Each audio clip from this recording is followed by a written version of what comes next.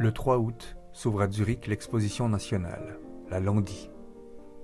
On se souvient que la Grande Guerre avait éclaté pendant l'exposition nationale de Berne en 1914. On veut croire que la cohésion nationale jouera un rôle dans l'exercice de la neutralité que déclare le Conseil fédéral au matin du 31 août.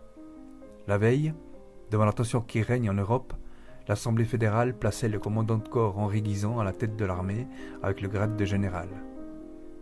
Le fait qu'en Suisse ce grade ne soit attribué qu'en temps de guerre témoigne de sombres perspectives.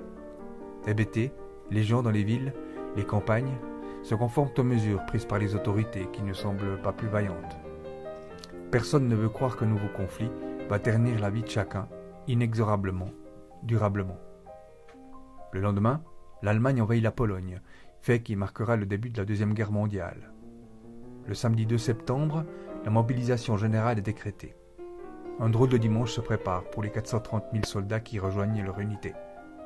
Avec cette mesure, s'annoncent des temps de privation et le début d'une des périodes les plus noires de l'histoire.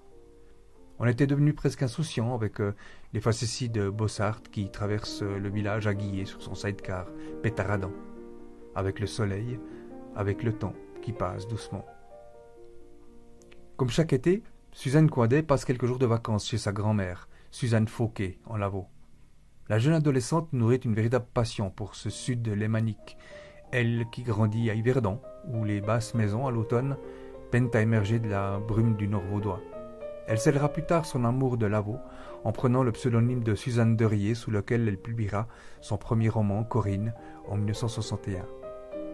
Cet été est particulier. La famille Coindet vient d'acquérir un terrain accueilli au bord du lac. Un chalet y trône crânement, avec son charme et ses inconvénients. On s'y affaire pour rendre le lieu habitable. Suzanne a fait le détour du Vanel, la belle maison que la famille Mercanton possède à la sortie de la ville en direction de Vevey. Elle y retrouve sa grand-mère qui, comme elle, se prénomme Suzanne.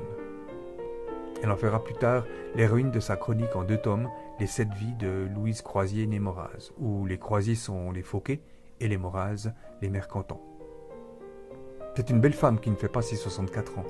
Droite et élégante, elle arpente la vie que le destin a rendue si singulière. Depuis le mariage de son fils aîné Frédéric, avec Liberté née Bovard, elle vit accueillie dans la maison de ses parents. « Grand-mère, j'aimerais beaucoup aller à Riez, à la vigne. » Depuis qu'elle sait marcher, Suzanne aime monter le chemin du Vigny de l'autre côté du champ Paflon, escortant joyeusement sa grand-mère tel un papillon autour d'un épi de blé. On peut aussi, longeant les limites sud du village, emprunter le chemin de Plomperet jusqu'à la rue des Souriers, qu'il faut remonter. On coupe ensuite en suivant les murettes de la vigne que les Palas viennent de racheter à Ernestelde, au Clos du Merle. On a un peu le cœur qui tape, ça grimpe. La jeune fille peine à suivre sa grand-mère, qui s'est forgé des jambes de gazelle en zigzagant entre les échalas. On plante un gobelet en ce temps-là. Au fil des balades, des saisons, les deux complices ont tant échangé qu'une véritable symbiose les unit. « Tu crois qu'il y aura la guerre, grand-maman » s'inquiète Suzanne en regardant le ciel. Sa perception des mécanismes qui conduisent au déclenchement d'une guerre est aussi floue que ne peut l'être parfois la réalité. En respirant la nature, en s'imprégnant du moindre gazoïde d'un rouge-queue qui volait à son lit, en baignant son âme dans ce ciel si pur, elle ne voit pas l'urgence pour le monde de se déchirer dans l'horreur d'un conflit. « En tout cas, ton oncle est sous les drapeaux », lui répond rapidement sa grand-mère. C'est une vue de l'esprit, car Frédéric Fauquet, syndic de Riez, est à Berne, siégeant au Parlement qui a fort à faire depuis le printemps. Avec son collègue Henri Vallotton, président du Conseil national, vaudois comme lui, et avec plus de 200 de ses collègues, ils vont élire un général, vaudois lui aussi. Plusieurs centaines d'hommes sont déjà à pied d'œuvre, effectuant leur école de recrues ou un jour de répétition. Ceux-là vont jouer les prolongations, car il n'est plus question pour eux de rejoindre leur foyer.